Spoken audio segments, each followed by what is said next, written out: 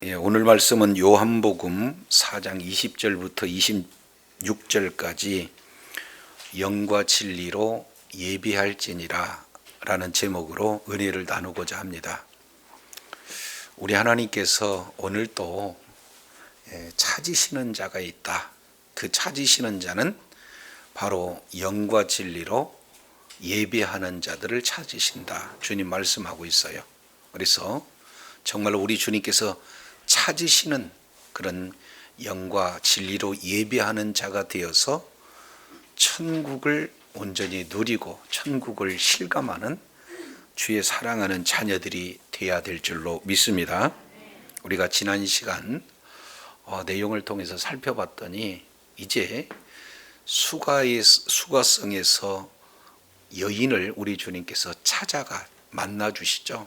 그리고 그 수가성 여인을 이렇게 인격적으로 대하시면서 눈높이를 맞춰주셔요. 그래서 예수님께서 이 세상 이야기로 물 이야기를 꺼내서 점점 생수를 말씀하시고 그리고 샘물을 말씀하시면서 하나님 나라의 것으로 대체해서 복음을 증가하는 내용들을 보게 되어집니다. 근데 여기서 우리가 예수님과 함께 대화하고 그리고 예수님을 더 만나는 시간들이 많아질수록 예수님이 누구신가 하는 그런 실체가 점진적으로 이렇게 드러나게 되어지는 그런 장면들을 우리가 살펴봤습니다. 그래서 유대인의 남자에서 야곱보다 이제 큰 이 그리고 선지자 이렇게 지금 점점 눈이 열리고 그리고 예수님을 더 깊게 경험하는 놀라운 이제 은혜가 임하게 되는 것을 볼 수가 있어요. 자, 이랬을 때 전지전능하시는 하나님이 바로 예수님이신데 그 부분들을 조금 여인을 통해서 말씀을 해주시고 있는 것은 바로 여인의 가장 아픈 곳 그리고 여인이 가장 숨기고 싶어하는 그 내용을 드러내요. 그리고 예수님이 메시아이심을 이렇게 우리 주님께서 말씀을 해주셨을 때 그의 고백이 확 달라지는 장면이 요한복음 4장 19절 말씀이죠. 그래서 19절 내용을 통해서 보니까 여자가 이르되 주여 내가 보니 선지자로소이다. 드디어 눈이 열려지고 이제는 그 시각의 변화가 나타나서 이제는 예수님을 좀 더 가까이 다가가는 그런 열린 마음이 소개되고 있어요. 자, 이랬을 때 여인은 이어서 반응하는 그런 어떤 내용이 뭘로 소개되느냐. 4장 19절 이렇게 표현하죠. 내가 보니 뭐로다? 선지자로소이다 하면서 20절에 뭐라고 표현하느냐. 대화가 완전히 바꿔지는 장면이죠. 지금까지 물 이야기를 하다가 남편 이야기가 나오는 순간 말을 팍 바꿔가지고 무슨 얘기로 나눠요? 예배에 대한 이야기로 나눠요. 여기는 뭐 두 가지 내용으로 살펴볼 수가 있어요. 하나는 지금 가장 그 치부가 드러낼 그 상황에 화제를 확 바꿀 수 있는 그런 어떤 내용으로 우리가 살펴볼 수도 있지만 예수님을 만났을 때 바로 지금까지 사회에서 가장 이슈가 되고 있는 예배의 장소의 문제를 바로 선지자 이분을 만났을 때 이 문제를 해결해 주실 수 있겠다 하는 그런 내용으로 우리가 살펴볼 수가 있어요.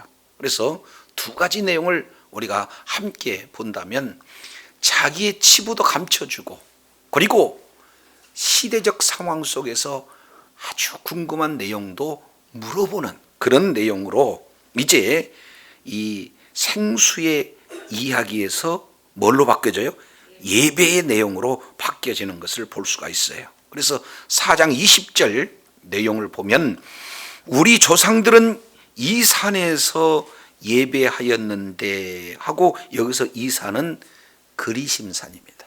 지금 야곱의 우물이 있는 곳은 에발산과 그리심 사이 그의 세겜이 있는데 그 세겜에 야곱의 우물이 있고 요셉의 무덤이 있는 그런 곳이기에 이제 이 축복을 명했던, 한쪽에서는 저주를 명한 산 에발산, 그리고 축복을 명했던 산 그리심산, 이런 내용에서 이제 그 그리심산에서 예배를 이렇게 드렸다, 지금 이렇게 표현을 하고 있어요. 그래서 우리 조상들, 다른 말로 12절 보니까 우리 조상 야곱 그러죠. 그러니까 아브람도 이삭도 자기의 조상이다. 근데 그 조상들은 어디에서 예배를 드렸느냐? 그리심산에서 예배를 드렸다라고 사마리아 여인은 굳게 믿고 있어요. 반면 당신들의 말은 예배할 곳이 어디가 있다? 예루살렘에 있다, 이렇게 얘기해요. 그러니까 두 가지가 공존하는 거죠. 예루살렘에서 예배하는 것이 맞습니까? 아니면 그리심산에서 예배하는 것이 맞습니까? 이거에 대한 시대적 그런 큰 쟁점이 진행되고 있는 그런 상황 속에서 여인은 이 문제를 선지자라고 지금 본인이 고백하고 있죠. 그분에게 지금 물어보고 있는 그런 내용입니다. 이것을 우리가 역사적인 사실을 우리가 살펴볼 때 이스라엘 백성들은 하나님의 말씀에 불순종해서 바벨론으로 끌려가게 되죠. 그래서 BC 722년도에 북이스라엘은 아수르에 의해서, 그리고 BC 586년도 내용에서는 남유다가 바벨론에 의해서 이제 온 북이스라엘 남유다가 흩어지는 그런 일들이 나타나요. 자, 그러면서 70년이 되었을 때 우리 주님께서는 1차 이제 포로에서 귀환하는 그런 내용의 목적이 뭐냐? 이 내용은 바로 성전을 짓기 위해서 고레스를 통해서 어떻게 됩니까? 포로 귀환을 명령하고 있는 그런 데요. 그래서 왔던 그들이 이제는 성전을 짓는데 사마리아인들이 돕겠다 그러니까 이것을 뭐예요? 거부해요. 그래서 거부하는 그 내용이 느헤미야 4장 12절, 그리고 예스라 4장 1절부터 6절, 느헤미야 4장 1절로 2절, 이 내용에 자세히 기록되고 있습니다. 자, 그래서 성전이 완공되고 성전 지을 때 거절을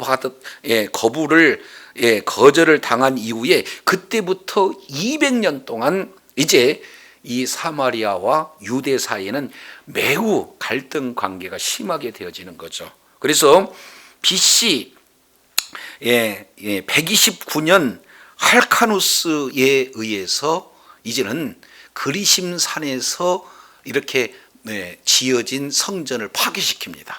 그래도 이제 그들은 어디서 계속 예배를 드렸어요? 그리심산에서.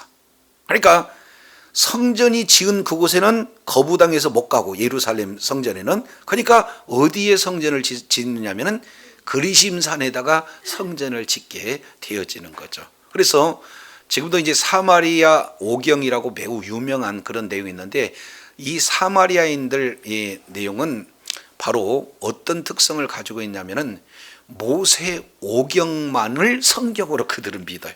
그러니까 역사서, 예언서 안 믿습니다.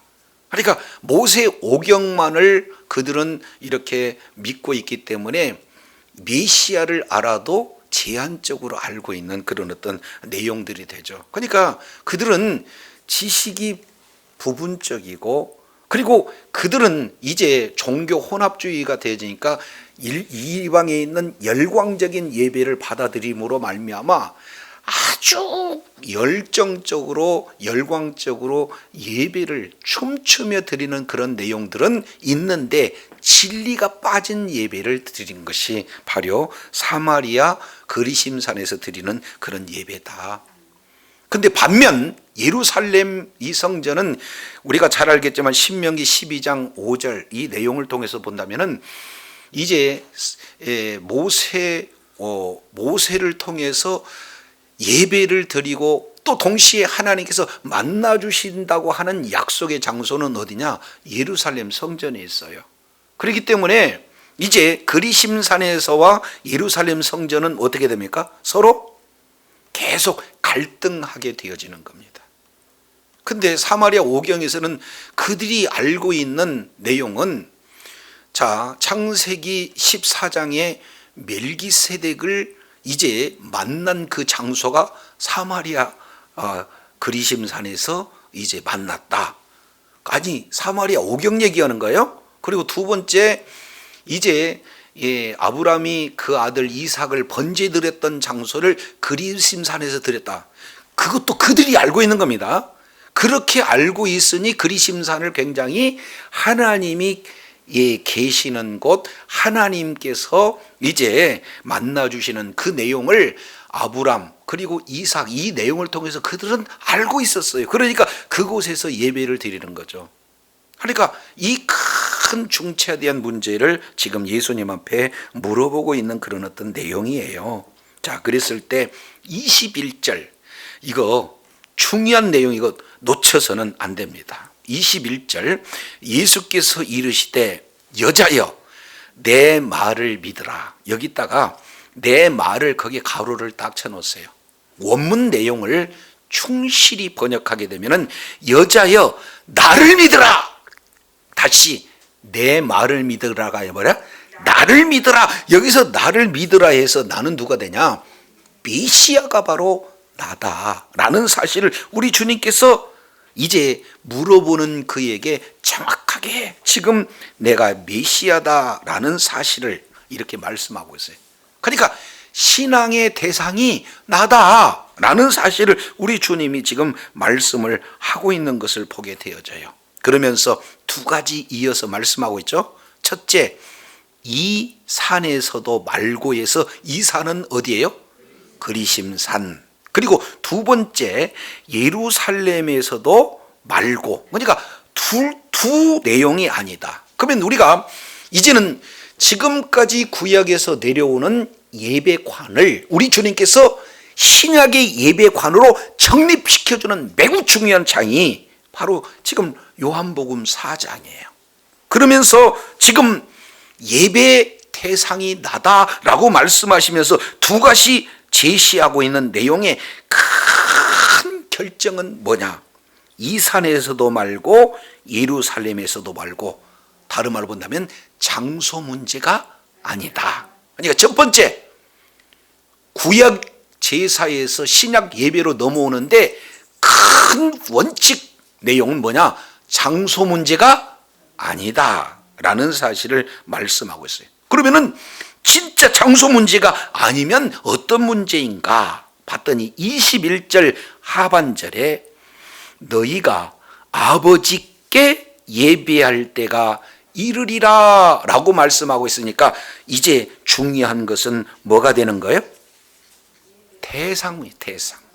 아버지께 드리느냐 안 드리냐, 이 대상의 문제예요. 근데 여기 한 가지 더 말씀하고 있는 내용은 너희가 아버지께 예배할 때가 이르리라 이렇게 말씀을 하고 있으니까 예배의 대상은 하나님이어야 된다.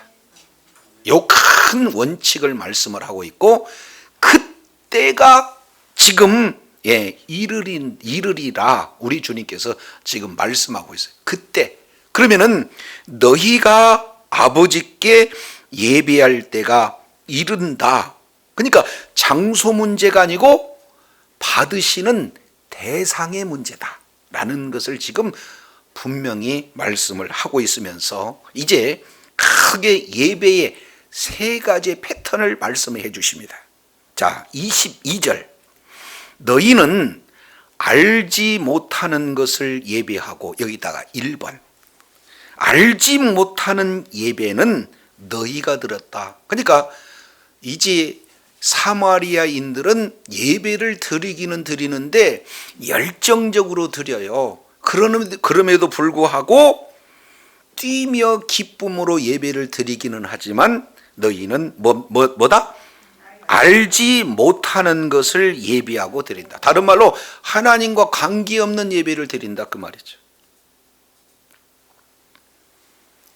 조금 더 살펴보면은 그들에게는 진리가 빠진 예배를 드렸다. 왜 그래요? 모세 오경만을 이제 성경으로 받아들이는 그런 모습이기 때문에 그렇습니다. 지금 이단들의 내용도 그들의 그 정성이나 그들의 그 간절한 그런 어떤 마음이나 그들의 열정 내용을 보면 굉장합니다. 그러나 예수님이 빠진 예배는 하나님이 받으시지 아니한다라는 사실을 우리가 알아야 돼요. 그래서 우리 주님께서 알지 못하는 예배를 드리고 있다라는 것을 정확하게 말씀하고 있어요. 두 번째, 우리는 뭘 드린다? 아는 것을 드린다. 여기서 유대인들의 예배를 아는 예배 이렇게 표현합니다. 여기서 안다라는 것은 이제는 진리가 있는 예배예요. 그들은 정한 시간에 정한 장소에서 정한 예식 방법을 통해서 정한 제사자를 통해서 예배를 드리는데요. 아주 이제 진리에 충실하는 예배를 드리는 그런 어떤 내용이 되어지는 거죠. 그런데 유대인들의 예배도 아는 예배를 드리지만 그들은 습관적인 예배, 그들은 규칙적인 예배, 그들은 이성적인 예배, 이 내용을 드리기는 했으나 이런 예배의 시대도 마감이 된다. 왜? 아버지께 예배 드릴 때가 오기 때문이다. 이런 말씀하고 있어요. 자, 이는 구원이 어디서부터 난다? 유대인에게서부터 난다. 이 말씀을 하고 있어요. 그러니까 이것은 우리가 분명히 인정을 해야 돼요. 구원은 누구에게서 난다? 유대인에게서 난다. 이 내용은 창세기 49장 10절 내용을 보면은 메시아는 누구를 통해서 오느냐? 유다 지파를 통해서 온다. 이렇게 말씀하고 있습니다. 이 내용을 마태복음 2장 45절 내용을 보면 베들레헴 에브라다를 통해서 왕으로 오신 분이 메시아다. 그리고 사도행전 13장 23절, 사도행전 13장 26절 이 내용을 더 보면 구원이 누구에게 오느냐? 유대인으로부터 온다. 이 부분들을 말씀하고 있고, 이 내용은 유대인들에 대한 내용을 로마서 9장 4절부터 5절 8가지 내용을 통해서 우리가 지난 시간 살펴봤습니다. 그러니까 구원은 유대인으로부터 온다는 것은 메시아는 누구의 족속을 통해, 누구의 혈통을 통해서 오는 거예요? 유대의 혈통에서 오는 거예요. 그런데 문제는 오는 것은 유대인의 혈통을 통해서 메시아 예수님이 오셨지만 오신 메시아를 그들은 받아들이지 않았어요. 그러므로 그들이 받아들이지 않으므로 우리 이방인에게 구원의 문이 열려졌다는 사실을 기억하시기 바랍니다. 그렇기 때문에 예배는 알지 못하는 예배가 있고 동시에 아는 예배가 있다. 그런데 이 시기는 예수님이 오시기 이전까지 두 예배의 모습이라면 세 번째 예배가 있는데 23절 아버지께 무슨 예배? 참되게 참된 예배, 아버지께 드리는 참된 예배, 이 내용이 이제 우리에게 이제 주어지는 예배가 되어지는 거예요. 그러면은 아버지께 드리는 참된 예배를 뭐라고 표현하냐? 크게 두 가지. 첫 번째, 영으로 드려지는 예배. 두 번째, 진리로 드려지는 예배. 이 내용, 영으로 진리로 드려지는 예배가 참된 예배요. 이 참된 예배가 우리의 아버지께 드려지는 예배다라는 사실을 정확하게 지금 말씀을 하고 있는 것을 보게 되어져요. 그러면 여기서 영으로 드려지는 예배가 뭔가? 예전에는 신령과 진정 이렇게 표현했어요. 이것은 잘못된 번역. 그러니까 신령과 진정으로 드려야 된다. 그러니까 진리가 빠지고 뭔가 좀 열심을 다해서, 뭔가 정성을 다해서, 뭔가 열정을 다하고자 하는 그런 표현들을 진행했는데 그것은 잘못된 거예요. 진짜 핵심은 뭐예요? 영과 진리다. 그렇다고 열정을 빼라, 정성을 빼라 그 얘기가 아니라 본문에서 말씀하고 있는 것은 영과 진리의 예배가 우리 주님께서 보시기에 참된 예배다라는 사실을 지금 말씀을 하고 있는 거예요. 그러면 여기서 영이다라고 하는 것은 엔푸뉴마티 이렇게 표현해요. 그러니까 성령 안에서 예배를 드려라. 그리고 카이 알레데이아 이렇게 표현하고 있으니까 진리 안에서 예배를 드려라 이렇게 말씀하고 있어요. 그러니까 성령 안에서 진리 안에서 드려지는 예배를 우리 주님이 받으시는 참 예배가 되어진다 이것을 말씀하고 있어요. 자, 우리는 이성적인 예배를 추구하게 되죠. 지금까지 습관적으로 그리고 규칙적으로 예배를 드려왔습니다. 정한 시간, 정한 장소, 정한 예배의 규례에 따라서 정한 사람의 인도로 따라서 정한 그런 어떤 사람들 가운데 예배를 드리는 것을 굉장히 소중한 가치로 여겨왔어요. 그것을 부정하는 게 아니라 그것만 가지고 안 된다 그 말이죠. 지금은 뭐가 되는 거예요? 성령 안에서. 그러면 성령 안에서라고 하는 것은 성령과 함께 성령과 교제하는 예배가 되어져야 된다. 그러므로 이제는 찬송도 성령으로, 예배도 뭐하러? 성령으로, 기도도 뭘로? 성령으로. 그냥 의식적인 습관적인 그런 어떤 내용이 안 된다라는 사실을 지금 말씀을 하고 있어요. 그러면 계속 두 번째는 진리 안에서 예배를 드려야 된다 이렇게 얘기해요. 그러니까 이제 성령은 우리를 어디로 이끌어 가셔요? 진리 가운데로 이끌어 가셔요. 그러니까 창세기부터 계시록까지 어떻게든지 진리 안에서 계시된 예수 그리스도의 인도함을 받아 예수 그리스도를 통해서 계시된 그런 어떤 진리 가운데 우리가 예배를 드리는 이런 내용을 하나님께서 기뻐 받으신다라는 사실을 이렇게 말씀을 하고 있어요. 그러면 결국 예수님이 성령은 뭡니까? 예수님의 이 땅에 태어나심도 뭘로? 성령으로 계시하고 고지하시고 그리고 성령으로 잉태하시고 성령으로 충만하게 사셨으며 성령으로 십자가에서 달리시고 성령으로 우리 주님은 뭐 하셨어요? 부활하시고 오늘 또 우리들에게 성령을 보내주셔서 하나님 보좌 우편에서 우리를 위해서 중보하신 분이 누구예요? 예수님이에요. 그분 자체가 진리고 그분 자체가 내가 곧 길이요 내가 곧 진리요 내가 곧 생명인 줄로 우리 주님께서는 말씀하고 있다는 사실을 기억하시기 바랍니다. 그러니까 아버지께 참으로 예비하는 자들은 영과 진리로 예비할지니라 이렇게 표현했어요. 이걸 다른 말로 본다면 예배의 가장 시작과 과정과 완성은 뭘로 이루어지느냐? 예수 그리스도를 통해서 이루어지는 줄로 깨달으시길 바랍니다. 그러니까 예수님이 아니고는 하나님 앞에 나갈 수도 없고 예수님이 아니고는 드려지는 예배를 하나님이 받으실 수도 없으니 예수님 오시기 이전에는 알지 못하는 예배, 아는 예배를 드렸으나 예수님 오신 이후로는 이제는 어떻게 돼요? 영과 진리로 예배를 드려야 된다라는 사실을 명확하게 말씀을 하고 계신다. 이걸 보게 되죠. 대부분 이제 또 학자들은 이것을 삼위일체 하나님으로 해석하기도 해요. 왜냐하면 요한복음 1장 1절에 보면 태초에 말씀이 계시니라 이 말씀은 하나님과 함께 계셨으니 이 말씀은 곧 하나님이라. 그래서 이제는 1장은 창조주 하나님의 관점으로 그리고 2장은 이제는 예수님이 뭡니까? 가나 혼인잔치를 통해서 이제는 에덴의 그 기쁨을 회복하시는 예수님의 모습으로 그리고 지금 3장 이 내용은 성령으로 거듭남 이렇게 표현했으니까 결국 아버지께 참으로 예배하는 자들은 영과 진리로 뭐한다?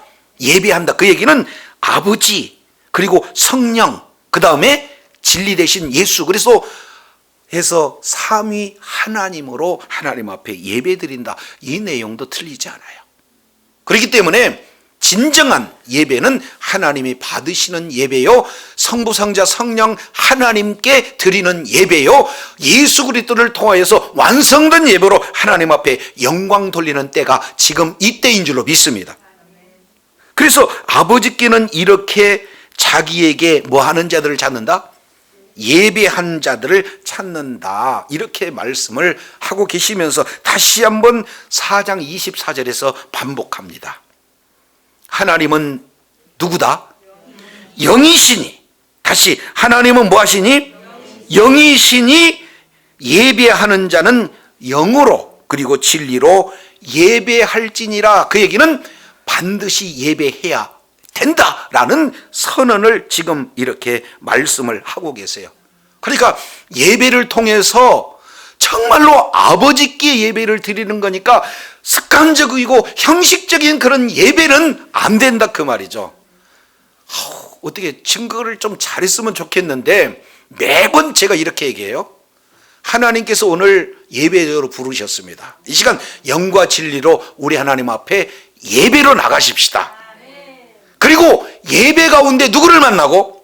주님을 만나고 주님과 깊이 경험하는 은혜가 있기를 원합니다라는 것을 매 시간마다 기원으로 말씀을 드리고 있잖아요.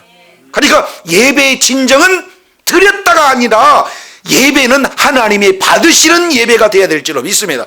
받으신다는 것은 뭐예요? 하나님을 만나는 거예요. 하나님과 교제하는 거예요. 그러니까 예배 시간마다 주님을 만나지 않으면 안 된다 그 말이죠. 그러기 위해서는 하나님께서 영이시기 때문에 우리도 어떻게 해요? 영으로 나가야 돼요. 그러니까 의식적인 기도가 아니라 영으로 드리는 기도, 의식적인 찬송이 아니라 영으로 드리는 찬송, 이런 어떤 내용은 찬송가 한 절을 반복해서 2절 드렸다고 하면 왜 이렇게 길어요? 그게 아니로 영이면은요 10번을 반복한다 할지라도 하나님 앞에 드려지는 찬송은 기쁨으로 충만하게 될 줄로 믿습니다. 기도도 역시 마찬가지예요.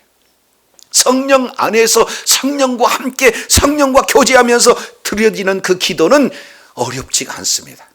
성령께 이제 교제하는 그런 어떤 기도, 모든 내용들을 우리 주님께서는 영으로, 하나님은 영이니 영으로 기도하고 찬송하고 영으로 기도하고 예배드리고 영으로 기도하고 섬기고 봉사하는 그런 은혜를 지금 말씀을 하고 있어요. 그렇기 때문에 예배야말로 모든 것의 회복인 줄로 믿습니다. 예배의 승리자는 바로 인생의 승리자가 되어지는 거예요. 아멘이시죠? 그렇기 때문에 우리는 어떻게 해야만이 하나님이 받으시는 예배인가? 영과 뭐예요? 진리로 예배할지니라. 우리 주님께서 말씀을 하고 계세요. 자, 우리가 지난 시간 이제 성령에 대한 부분들을 말씀을 하고 있었어요. 그렇지 않습니까?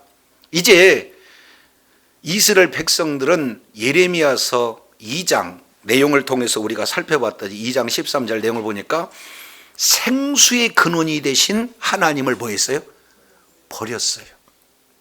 그런데 우리 주님께서는 이제 그 파여진 우물 속에서 이제 담겨진 그 물이 아니라 생수를 우리 주님께서 공급해 주시기를 원하는데 버렸어요. 그러니까 우리 주님의 간절한 소원은 뭡니까? 그 생수를 그토록 주시기를 원하시는데 그 생수가 나오는 곳이 다른 데가 있는 게 아니라 그 생수의 근원지는 에덴 동산이요. 바로 성전에서 하나님의 보좌에서 생수가 흘러 넘치게 되는 줄로 깨달으시길 바랍니다. 그 생수에 접촉하는 이들마다 살아납니다. 생수에 접촉하는 이들마다 이제는 회복의 역사가 나타납니다. 결실이 풍성하게 나타나게 됩니다. 그렇기 때문에 예배를 통해서 하나님을 만나고 생수의 강이 풍성하게 흘러나는 그 성령의 접촉이 되어지면은 저와 여러분의 심령이 살아나게 되어지는 그런 은혜가 있다 그 말이에요.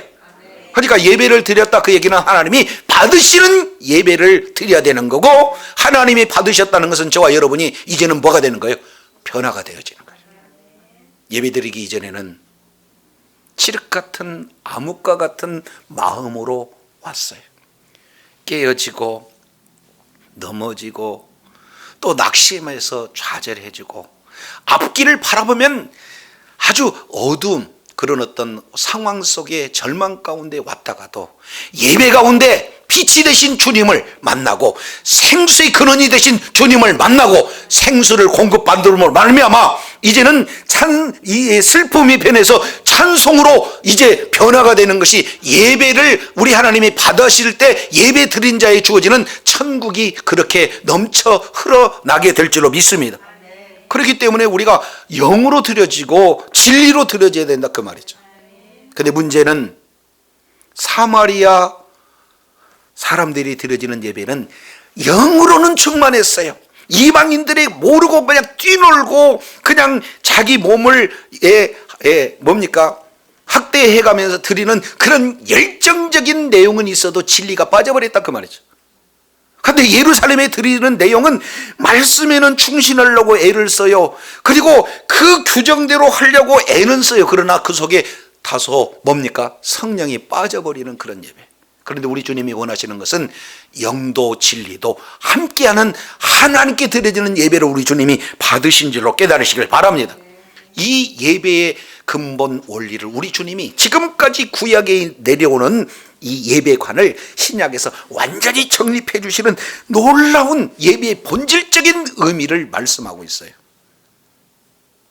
근데 이게 조금 어려워요. 영과 진리로 예배를 드린다는 것. 이 내용을 로마서 12장 1절부터 2절 이 두 절에 걸쳐서 사도 바울은 본질적인 예배, 예수님께서 말씀하시는 그 예배가 어떤 예배가 되어야 되는가라는 것을 실질적인 의미로 예배의 본질을 규정하고 있는 것이 로마서 12장 1절로 2절 말씀이에요.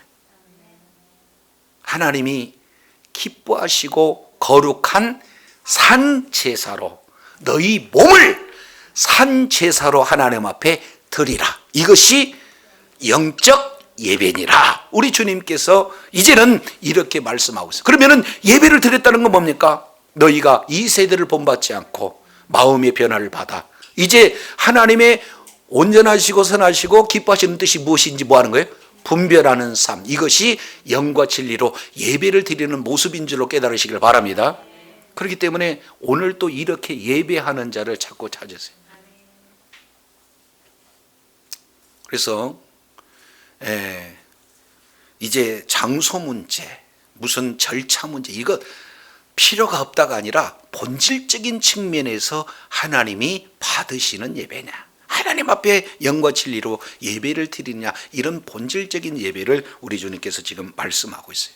자, 그래서 이제는 200년 동안 그런 분쟁 속에서 예배의 장소 문제 가지고 지금까지 의문점을 가졌는데 당신은 선지자입니다. 이렇게 이제 고백하면서 그렇다면 예배가 어떻게 드려야 됩니까? 라고 이렇게 물었을 때 이제는 구약에서 내려오는 그 예배를 아주 본질적으로 주님께서 쫙 이렇게 말씀하시니까, 자, 주님과 대화 가운데 최종적으로 이 여인은 살아계신 하나님을 만나는 그런 놀라운 역사가 임하게 되어지는 거죠. 그래서 25절에 이런 고백을 하고 있어요. 여자가 이르되 메시아 곧 그리스도라 하는 이가 오실 줄을 내가 뭐했다? 알았다. 이 여인은 사마리아 예배를 드리면서도 이제 누구를 기다리고 있었던 자예요? 메시아를 기다리고 있어요. 온 인류의 큰 소망이요 구원자 메시아를 오실 줄을 알았는데 혹시 당신이 아닐까 하는 그런 어떤 내용으로다 지금 그가 오시면 이 모든 것을 우리들에게 알려줄 것입니다. 지금 이렇게 표현을 하고 있어요. 창세기 3장 15절 이후에 이제는 계속해서 오리라 하는 그 메시아, 구약 성경 전체에서 말씀하고 있는 그 메시아, 이 내용에 대해서 지금 이렇게 간절히 소원하는 그 중심이 이제는 여인의 마음 가운데 뭐예요? 가득 차게 되어지는 거예요. 그러니까 예수님하고 대화하면 대할수록 메시아의 그런 어떤 생각으로 그 심령이 가득 채워지는 그런 어떤 내용들을 볼 수가 있습니다. 그러나 아직도 예수가 그리스도다, 예수님이 메시아라는 사실을 알지 못할 그때에 예수님께서 최초로, 요한복음 최초로 이 여인에게, 다른 사람에게도 아니고 이 여인에게 예수님이 메시아임을 스스로 지금 계시하고 있는 장면이 26절이에요. 자, 26절은 우리 다 같이 한번 읽습니다. 시작. 예수께서 이르시되 내게 말하는 내가 그니라. 할렐루야. 내가 그니라. 내가 그니라. 내가 그니라. 우리 주님은 지금 말씀하고 있다 그 말이에요. 내가 메시아다. 네가 그토록 기다리는 메시아가 나다라는 사실을 지금 말씀하고 있어요. 처음 이 여인에게 공개합니다. 그렇게 말씀에 뛰어난 랍비라고 칭하는 니고데모에게도 이 말을 얘기하지 않았어요. 이제 이 내용을 누가 지금 얘기하고 있는 거예요? 예수님이 직접 얘기하고 있어요. 그러니까 제자들도 요한복음 1장 내용을 통해서 보면은 내가 메시아를 만났다고 그 기쁨 가운데 있는데 그들에게도 내가 메시아다라고 이렇게 얘기를 하지 않았다니까요. 직접 얘기하는 장면이 누구에게 얘기하는 거예요? 사마리아 여인. 이 여인에게 이제는 예수님하고 대화하면서 예수님의 대화 속에서 메시아를 갈망하게 되고 메시아의 그런 어떤 마음으로 충만했을 때 그 메시아에 대한 고백이 이루어지는 그런 상황 속에서 내가 그다 이렇게 얘기했으니까 이 얘기를 들었던 이 여인의 마음은 어땠을까요? 이건요 에고 에이미, 조금 어렵습니다. 한번 따라하겠습니다. 에고 에이미. 이 에고 에임이라고 하는 것은요 하나님만이 쓰실 수 있는 용어를 지금 예수님이 쓰고 있어요. 내가 그다, 내가 하나님이다, 내가 메시아다 라는 사실을 여인에게 지금 말씀하고 계시는 그런 어떤 장면이다 그 말이죠. 성경에서 177번 그 중에 요한복음만 24번 그 중에 가장 첫 번째 내가 크다라고 표현하는 이 내용이 지금 이 장면에서 소개되고 있어요. 자, 이 말을 들은 28절 여자가 물동이를 벌어두고 동네에 들어가서 동네방네 사람들에게 이렇게 표현을 해요. 내가 이제는 내가 말한 이 사람을 와서 보라. 그가 그리스도가 아니라 누구를 만난 거예요? 그리스도를 만난 거예요. 메시아를 만나는 거예요. 이 기쁨은 어떻게 말로 표현할 수가 없어요. 지금까지 갈급한 인생을 살았던 한 여인이 목적이 갈급함을 해결해 줄 수 있는 그 물 목적 가지고 살았는데 이제 그 목적이 아니라 내 인생의 목적은 바로 그리스도다, 메시아다. 여러분 예수가 그리스도라는 사실을 믿으시기 바랍니다 하고 가서 복음을 증가하는 그 기쁨, 이 내용을 이 사마리아 여인을 통해서 지금 보고 있고 있는 거예요. 얼마나 위대한 장면인지 모르겠습니다. 이 내용은 이제 예수님께서 의도를 가지고 어디로 들어가셨어요? 사마리아로 들어가셨어요. 누구를 만나기 위해서? 한 여인, 사람에게 소외되고 사람에게 정죄받고 사람에게 아주 그냥 이제 핍박받는 그 여인, 사람들을 만나기조차 두려워하는 그 여인, 죄악으로 죄책감으로 짓눌려서 이제는 민족을 봐도 이제 왜곡된 시선으로, 남자를 봐도 왜곡된 시선으로 어떤 누구에게도 떳떳이 나오지 못할 그 죄인의 모습으로 살아가는 그 여인, 그 여인이 바로 저와 여러분이에요. 저와 여러분을 구원하시기 위해서 하나님이 육신의 몸을 입고 이 땅에 오신 분이 바로 예수 그리스도인 줄로 믿습니다. 그 예수 그리스도께서 직접 우리들의 삶의 현장 속에서 찾아오셔서 만나주신 분이 바로 예수 그리스도인 줄로 믿습니다. 예수님과 계속해서 깊은 교제의 시간, 깊은 주님과의 대화를 통해서 예수님이 서서히 드러나게 되어지고 예수가 마침내 그리스도라는 사실이 고백되어지고 그 고백되신 예수 그리스도를 만났을 때 이제는 온전히 이 세상 가운데 있는 갈급함은 떠나가고 수고는 떠나가고 예수 그리스도를 통해서 온전한 천국을 누리게 된 자가 바로 사마리아 여인이 바로 소개가 되고 있다 그 말이에요. 그 자리에 저와 여러분이 있어야 될 줄로 믿습니다. 이 내용을 지금 요한복음 4장 수가성 여인을 통해서 말씀을 하고 계세요. 주님 오시는 그날까지 나를 찾아오셔서 이렇게 말씀하시고 계시하심으로 온전한 천국을 누리고 인생에 살아가는 모든 갈급한 문제를 해결하신 주님을 깊이 만난 자로서 믿음으로 생명으로 소유할 뿐만 아니라 내가 만난 예수님을 많은 사람들에게 증거하여 주의 뜻을 이루고 우리 주님께서 찾으시는 한 사람, 우리 주님이 받으시는 예배를 참으로 드리는 그런 자가 되어 하나님 앞에 존귀하게 맞는 주의 사랑하는 자녀들이 다 되시기를 예수 이름으로 축원합니다. 기도하겠습니다.